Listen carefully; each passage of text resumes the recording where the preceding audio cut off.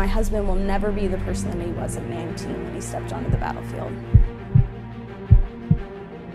You don't just get over the way that your brain changes after combat. It's not something you flip a switch on and change back. I suffer from post-traumatic stress disorder. For 4.5 years, I was trained to kill people, and I was trained to blow things up. At the end of it, you're mandated you have to do 2 weeks of training to be a civilian again. And I don't know what that means. So I have secondary PTSD. The symptoms and issues that our husbands have, that my husband has now kind of trickled onto me and has become a part of who I am. While we are making leaps and bounds towards improving the care and focus for our veterans, so many of us wives fight a very real, very unknown battle.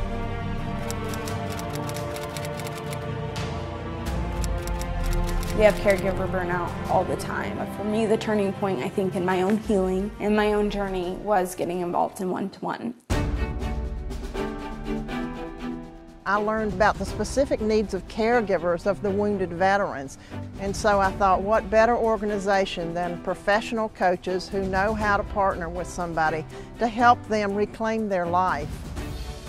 Coaching is working with the individual and listening and asking, what do you want? How can we talk about how you can get what you want? Our organization is virtual and we connect by phone.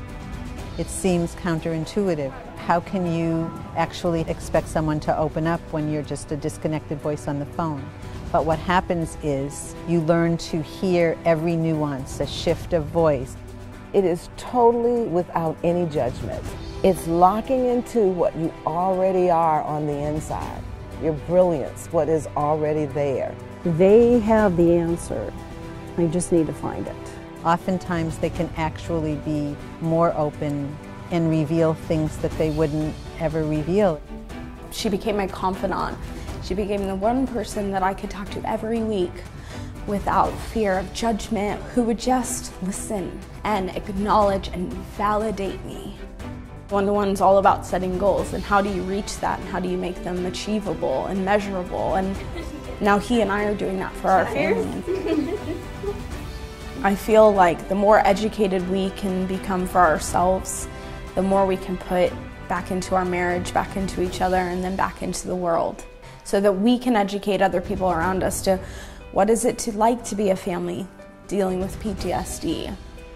These people all want the kind of support that we're offering, and we can do that best when we have a huge community that believes that this makes a difference. We need financial support so that we can go forward and have the funding to be able to market, to be able to increase our reach. When we provide the support that's needed, we can coach a lot more women. We are a volunteer organization. All of our coaches volunteer to coach for free. And when a bunch of people come together to try to help this particular group of people, they change the situation that we're living in the United States.